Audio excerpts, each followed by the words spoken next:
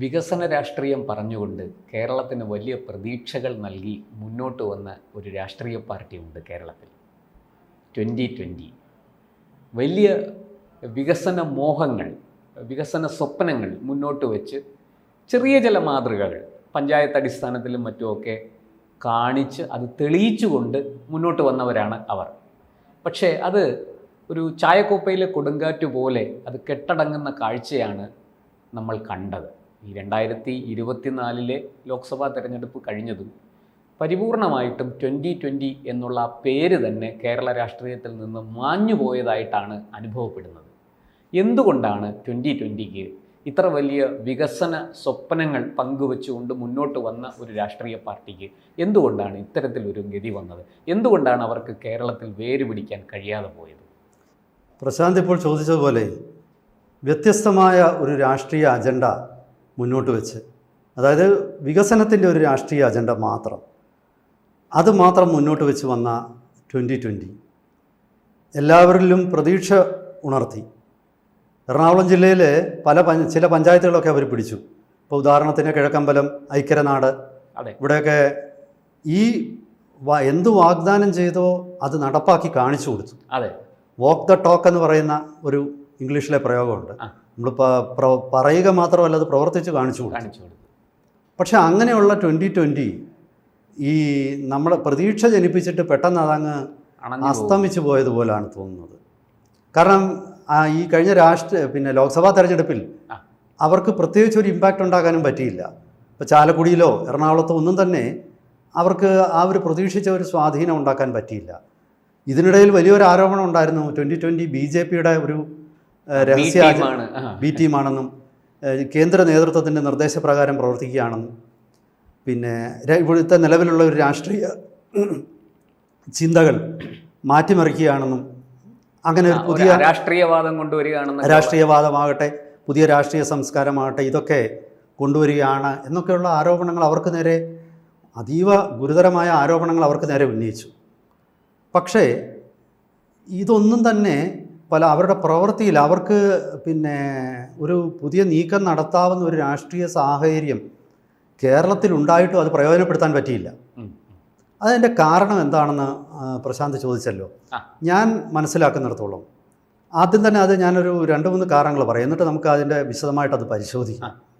ഒന്നാമത്തെ കാരണം വെറും വികസന കാര്യങ്ങൾ മാത്രമല്ല, വൈകാരിക രാഷ്ട്രീയവും ഉൾപ്പെടുന്നതാണ് രാഷ്ട്രീയം. ഇപ്പോൾ നരേന്ദ്രമോദി മുന്നോട്ട് വെക്കുന്നത് വികസനത്തിൻ്റെ രാഷ്ട്രീയമാണ്. പക്ഷേ ആ വികസനത്തിൻ്റെ രാഷ്ട്രീയത്തിന് വൈകാരികമായ ഒരു അടിത്തറയുമുണ്ട്, അത് ഹിന്ദുത്വമാണ്. ആ ഹിന്ദുത്വമാകുന്ന അടിത്തറയിൽ നിന്നുകൊണ്ടാണ് വികസനത്തിൻ്റെ രാഷ്ട്രീയം പണിഞ്ഞെടുത്തത്. അപ്പോൾ ജനങ്ങളെ ആദ്യം ഒരുമിപ്പിച്ച് നിർത്തുന്ന ഒരു വൈകാരിക അജണ്ട അവിടെ ഉണ്ട്, ഒന്നാമത്തെ വിഷയം. രണ്ടാമത്തേത്, ഒരു പരമ്പരാഗത രാഷ്ട്രീയ പാർട്ടി എന്നുള്ള നിലയിൽ എല്ലാ സ്ഥലങ്ങളിലും അതിനൊരു പ്രസൻസ്, അല്ലെങ്കിൽ പിന്നെ ജനകീയ വിഷയങ്ങൾ ഏറ്റെടുത്ത് മുന്നോട്ട് വന്ന സമരങ്ങൾ, അതുപോലെ തന്നെ പോഷക സംഘടനകൾ വിവിധ മേഖലയിൽ പ്രവർത്തിക്കുന്നു. ഇപ്പം BJP എന്ന് പറയുന്ന രാഷ്ട്രീയ പ്രസ്ഥാനം സംഘപരിവാർ എന്ന് പറയുന്ന ഒരു കുടയ്ക്ക് കീഴിലെ ഒരേ ഒരു അതിൻ്റെ ഒരു കുടക്കമ്പി മാത്രമാണ്. നിരവധി പിന്നെ പ്രസ്ഥാനങ്ങളുണ്ട്. സേവാഭാരതി, അല്ലെങ്കിൽ RSS, ബാലഗോകുലം, BMS, വിശ്വ ഹിന്ദു പരിഷത്ത്, എത്ര പ്രസ്ഥാനങ്ങളാണുള്ളത്. അപ്പോൾ ഇതിൻ്റെ എല്ലാം കൂടെ ഒരു കൂടിച്ചേരലിലാണ് ഒരു വലിയൊരു തിരമാല പോലെ ഒരു മുന്നേറ്റം ഉണ്ടാകുന്നത്. 2020ക്ക് ഇതൊന്നുമില്ല. ഒരു അജണ്ട മാത്രം വെച്ചുകൊണ്ട്, അത് വികസനം തന്നെ ആയിക്കോട്ടെ, ഒരു വലിയ തെരഞ്ഞെടുപ്പിനെ നേരിടാൻ സാധ്യമല്ല. അത് പോരാ. പിന്നെ അപ്പോൾ 2 വിഷയങ്ങൾ നമ്മൾ പറഞ്ഞു. ഇനി മൂന്നാമത്തേതിലേക്ക് കിടക്കാം. അത് ശ്രീ സാബു ജേക്കബിന് 2020യുടെ ജീവാത്മാവും പരമാത്മാവും എല്ലാമായിട്ടുള്ള സാബു ജേക്കബിന് അദ്ദേഹത്തിന് സംഭവിച്ച ഒരു തന്ത്രപരമായ പാളിച്ചയാണ്. ഈ കഴിഞ്ഞ ലോക്സഭാ ഇലക്ഷന് മുമ്പ് അദ്ദേഹം വലിയ മീറ്റിങ്ങുകളൊക്കെ നടത്തി. ആ മീറ്റിങ്ങുകളിൽ അദ്ദേഹം ഒരു ദിവസം ഒരു പ്രഖ്യാപനം നടത്തി. അദ്ദേഹം പിണറായി വിജയന് മകനെ പോലായിരുന്നു എന്ന്. പിണറായിയുടെ അമേരിക്കയിൽ ചികിത്സയ്ക്ക് പോയപ്പോൾ അദ്ദേഹമായിരുന്നു കൂടെ പോയിരുന്നത്. അദ്ദേഹത്തിന് ഒരുപാട് കാര്യങ്ങൾ പിണറായിയുമായിട്ട് അക്സസ് ഉണ്ടായിരുന്നു. ഒരുപാട് സഹായങ്ങൾ അദ്ദേഹം പിണറായിക്ക് ചെയ്തിട്ടുണ്ട്. നമ്മളാരും കേൾക്കാതിരുന്ന, അറിയാതിരുന്ന ഒരുപാട് ആ അടുത്ത ബന്ധത്തെക്കുറിച്ചുള്ള വലിയ വെളിപ്പെടുത്തലുകൾ സാബു ജേക്കബ് നടത്തി.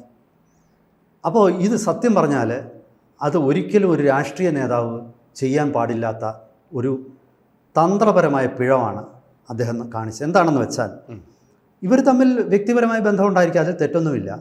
ഇവിടെ രാഷ്ട്രീയ പ്രസ്ഥാനത്തിൽ പല നേതാക്കന്മാർക്കും പരസ്പരം വലിയ സൗഹൃദമുണ്ട്. ഇപ്പം ഇ കെ നായനാരും കെ കരുണാകരനുമായിട്ടും കെ ജി മാരാരുമായിട്ടും ഒക്കെ ഇ കെ നായനാർക്ക് വലിയ അടുത്ത ബന്ധമുണ്ടായിരുന്നു.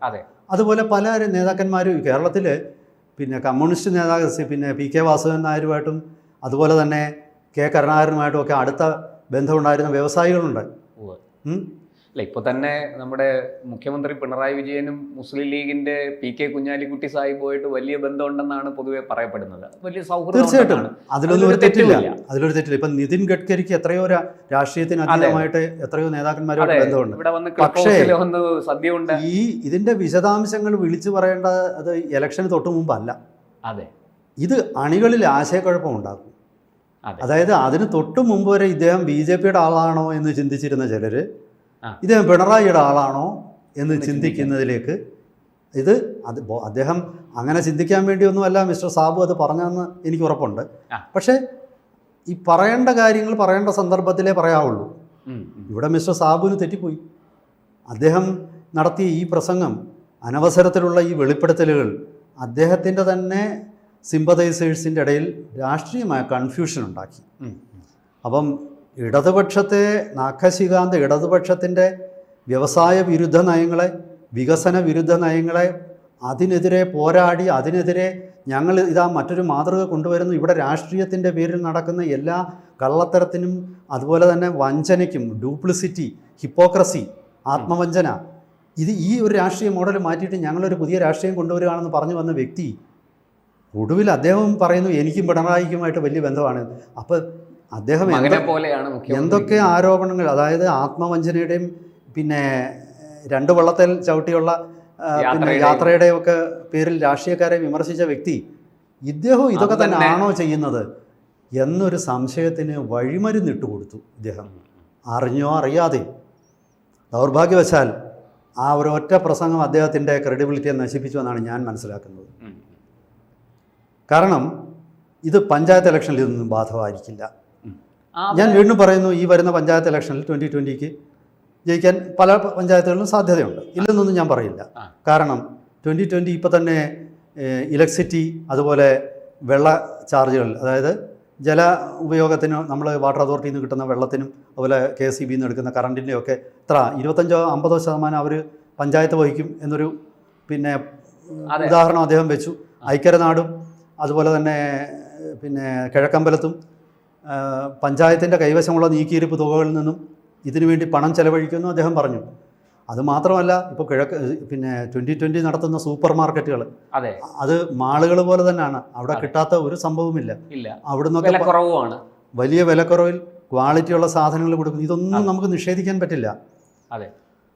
പക്ഷേ ഈ മാതൃകകൾ, വികസന മാതൃകകളോടൊപ്പം രാഷ്ട്രീയ ബുദ്ധിയും കൂടി പ്രയോഗിക്കുന്നതിൽ അദ്ദേഹം പരാജയപ്പെട്ടു എന്ന് പറയുന്നതിൽ എനിക്ക് വിഷമമുണ്ട്. പക്ഷേ അതാണ് സത്യം.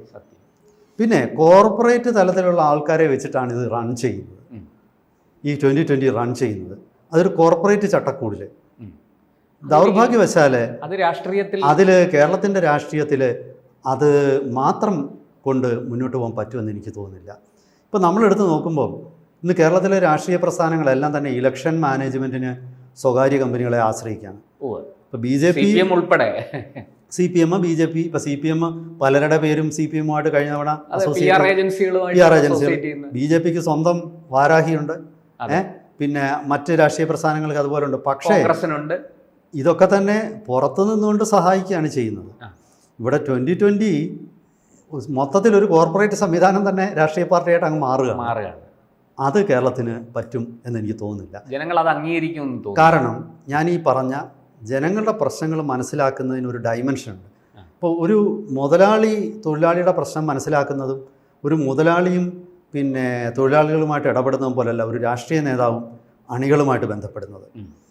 പിന്നെ ഒരു വലിയ കോൺസ്റ്റിറ്റ്യുവൻസിയിലേക്ക് ഇത് എത്രമാത്രം ആപ്ലിക്കബിളാണ് ഈ മോഡലുകൾ, അതും നമുക്ക് സംശയമുണ്ട്.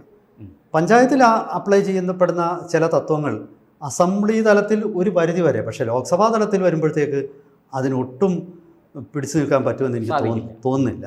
പിന്നെ കേരളത്തിലെ ഈ ശരിക്കും പറഞ്ഞാൽ സാബു ജേക്കബ് ചെയ്യേണ്ടിയിരുന്നത് കേരള കോൺഗ്രസിൻ്റെ ആ ഒരു ഇല്ലാതായി കഴിഞ്ഞപ്പോൾ ശക്തി നഷ്ടപ്പെട്ടപ്പോൾ അവിടെ ഒരു വേക്കൻസി ഉണ്ടായിരുന്നു, അവിടെ കയറി പറ്റാനായിരുന്നു. ആ ഇടം കയറി പറ്റാനുള്ള രാഷ്ട്രീയം അദ്ദേഹത്തിൻ്റെ കയ്യിൽ ഇല്ലാതെ പോയി. കർഷകൻ്റെയും പിന്നെ ഇടത്തരക്കാരൻ്റെയും കുറച്ചുകൂടെ വിശാലമായിട്ട് പ്രതിനിധീകരിക്കുന്ന, അതിനോടൊപ്പം കോർപ്പറേറ്റിലേക്ക് അവരെ കൊണ്ടുവരുന്ന ആ തരത്തിലേക്ക് അദ്ദേഹത്തിൻ്റെ രാഷ്ട്രീയത്തെ ഒന്ന് ട്രാൻസ്ഫോം ചെയ്യേണ്ടതായിരുന്നു.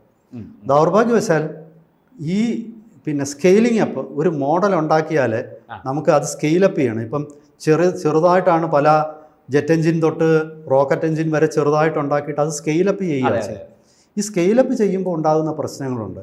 ഇത് മിസ്റ്റർ സാബുവിന് മുൻകൂട്ടി കാണാനോ അല്ലെങ്കിൽ അദ്ദേഹത്തിനെ സഹായിക്കാനോ പറ്റിയൊരു ടീമോ ഇല്ലാത്തതായിരിക്കാം ഈ വിഷയത്തിൽ അദ്ദേഹത്തിൻ്റെ വളർച്ചയ്ക്ക് ഒരു മുരടിപ്പ് വന്നതെന്ന് ഞാൻ വിചാരിക്കുന്നത്. എന്തായാലും അദ്ദേഹത്തിൻ്റെ മോഡലിന് പ്രസക്തിയില്ലെന്നൊന്നും ഞാൻ പറയില്ല. ആ മോഡലിനൊരു പ്രസക്തിയുണ്ട്. പക്ഷേ ആ മോഡല് കിഴക്കമ്പലവും ഐക്യനാടും ഒക്കെ വിട്ട് വിശാലമായ എറണാകുളം ജില്ലയിൽ തന്നെ ഒന്ന് പടരണമെങ്കിൽ അത് ഗിയർ മാറ്റി പിടിക്കണം, ഗിയർ മാറ്റിയിടണം. ഫസ്റ്റ് ഗിയറിൽ തന്നെ ഇട്ടാൽ അത് പറ്റില്ല. സെക്കൻഡിലും തേർഡിലും ടോപ്പിലോട്ട് വരണം. എഞ്ചിൻ അടിച്ചു പോകും, ടോപ്പിലോട്ട് എത്തണം. അപ്പോൾ എങ്കിലേ അത് സ്പീഡ് എടുക്കത്തുള്ളൂ. ഫോർത്തിലും ഫിഫ്ത്തിലുമുള്ള ഗിയറിലേക്ക് വണ്ടി ഒന്ന് ഷിഫ്റ്റ് ചെയ്യണം. അതിന് പറ്റുമോ അദ്ദേഹത്തിനെന്നുള്ളതിനെ ആശ്രയിച്ചിരിക്കും 2020 വിജയം. അത് മാത്രവുമല്ല, കേരളത്തിൽ ഒരു പുതിയ രാഷ്ട്രീയ പരീക്ഷണത്തിൻ്റെ വിജയം അത് മറ്റ് രാഷ്ട്രീയ പ്രസ്ഥാനങ്ങൾക്ക് എന്തായാലും 2020 വിജയിച്ചാലും പരാജയപ്പെട്ടാലും ഈ മോഡല് മറ്റ് രാഷ്ട്രീയ പാർട്ടികൾ പഠിക്കേണ്ടതാണെന്നാണ് എൻ്റെ ഒരു അവരുടെ നല്ല വശങ്ങൾ തീർച്ചയായിട്ടും പഠിക്കണമല്ലോ. ഉൾക്കൊണ്ടാൽ അവർക്കും നല്ലതാണ്. എന്തായാലും വരാൻ പോകുന്ന തദ്ദേശ തെരഞ്ഞെടുപ്പും അതിനെ തുടർന്ന് നടക്കുന്ന നിയമസഭാ തെരഞ്ഞെടുപ്പും ഈ ലോകം മുഴുവനും കേരളത്തിലേക്ക് ഉറ്റുനോക്കുന്നുണ്ട്. കാരണം അതൊരു വലിയ വഴിത്തിരിവായിരിക്കും എന്നെല്ലാവരും കരുതുന്നു. രാഷ്ട്രീയ നിരീക്ഷകർ പൊതുവെ അങ്ങനെ വിലയിരുത്തുന്നുണ്ട്. എന്തായാലും ഈ 2020ക്ക് ഈ പറഞ്ഞതുപോലെ ലോക്കൽ ബോഡിയിലും അസംബ്ലിയിലും എന്ത് അത്ഭുതം കാഴ്ചവെക്കാൻ സാധിക്കും? ഇപ്പോൾ ഈ 24-ലെ ലോക്സഭാ തെരഞ്ഞെടുപ്പിന് ശേഷം അണഞ്ഞുപോയി അല്ലെങ്കിൽ അസ്തമിച്ചു പോയി എന്നൊക്കെ തോന്നിപ്പിക്കുന്ന ഒരവസ്ഥയിൽ നിന്ന് എന്ത് അത്ഭുതം കാഴ്ചവെക്കാൻ സാധിക്കും എന്നാണ് രാഷ്ട്രീയ കേരളം ഉറ്റുനോക്കുന്നത്. കൂടുതൽ വാർത്തകളും വിശേഷങ്ങളും നിങ്ങളിലേക്ക് എത്താൻ ABC മലയാളം സബ്സ്ക്രൈബ് ചെയ്യുക, ബെൽ ബട്ടണും അമർത്തുക.